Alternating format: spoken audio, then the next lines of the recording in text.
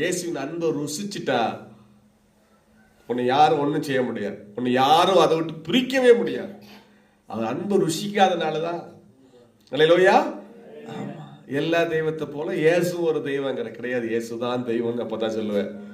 அல்லேலூயா. இயேசுவின் அன்பு ருசிச்சுட்டா. இப்ப நான் 18 வயசுல இயேசுவை ஏற்றுக்கொண்டேன். இப்ப 48 வயசு கிட்ட ஆகுது. பிரச்சனையே வரலையா? போராட்டமே வரலையா? சாகர அளவுக்கெல்லாம் பிரச்சனை வரலையா? ஆனா இயேசு விட்டு போறோமா? இப்படி போக முடியும்? அவரு தான் எல்லாமே. கை வைத்தாமே சொல்லுங்க பாப்பா. அவரு தான் எல்லாமே. வேற எங்க வழி கிடையாது. இயேசுவை விட்டா வேற வழி கிடையாது. இயேசுதான் எல்லாம். அவர்தான் எல்லாம். அல்லேலூயா. சாத்தான் நமக்கு பிரச்சனையை கொண்டு வருவான், போராட்டத்தை கொண்டு வருவான், நம்மளை நெருக்குவான். ஆனா உங்களை பிரச்சனை கொண்டு வர்றது கடவுள் இல்லைங்க, சாத்தான் என்பதை நீங்கள் புரிய தெரியணும். நமக்கு வரக்கூடிய பிரச்சனை அத்தனை கொண்டு வர்றது கடவுள் இல்லை. நம்ம பிள்ளைய கொல்ல மாட்டோம். அதே போல தேவனும் அவர் பிள்ளைய கொல்ல மாட்டாரு.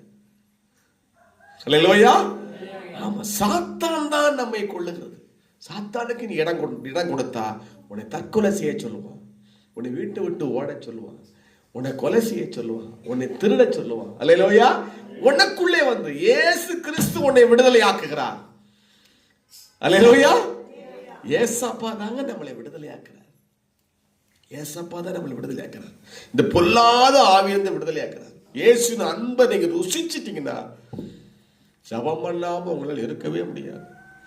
ஜெபம் பண்ணாம இருக்க முடியாது. எங்க ஊர்ல பக்கத்து வீட்டுல நான் போய் எங்க கோயில்பட்டிக்கு ஊருக்கு மாசம் எப்ப போய் எங்க அம்மா 90 வயசாச்சு வீட்டுல